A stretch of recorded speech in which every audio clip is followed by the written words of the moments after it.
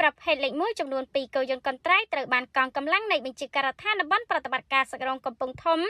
ស្ទាក់ចាប់បានប្រកុលជូនសមត្ថកិច្ចជំនាញចាត់ការតាមនីតិវិធីច្បាប់នៅព្រឹកថ្ងៃទី3ខែកក្កដាឆ្នាំ2026ឧត្តមសេនីយ៍តូសំសុនមេបញ្ជាការតំបន់ប្រតិបត្តិការសក្រុង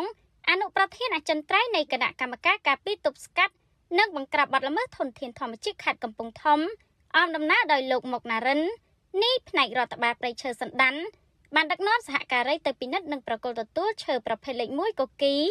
ដែលកងកម្លាំងនៃបញ្ជាការដ្ឋានតំបន់ប្រតិបត្តិការសក្រុងកំពង់ធំស្ទាក់ចាប់បាននៅតំបន់អូជាំស្វាយ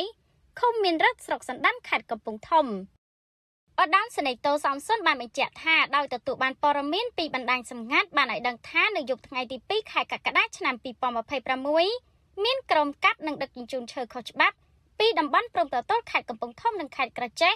មកកាន់ភូមិជាំស្វាយឃុំមានរិទ្ធស្រុកសណ្ដាន់ដើម្បីដឹកជញ្ជូនបន្តធ្វើអាជីវកម្មនៅទីក្រុងភ្នំពេញនៅវេលាម៉ោង 4:35 នាទីទៀតភ្លឺ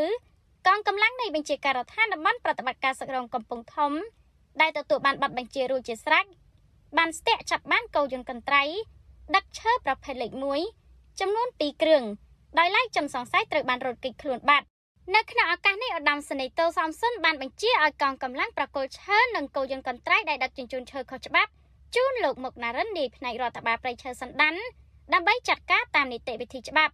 ជាមួយនេះផងដែរលោកមេបញ្ជាការតំបន់ប្រតិបត្តិការសក្រុងកំពង់ធំបានសំណូមពរដល់ស្ថាប័នជំនាញ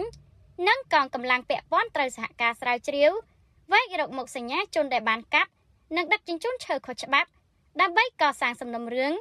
ចាត់ការតាមនីតិវិធីច្បាប់ដោយគ្មានការលើកលែងឡើយ។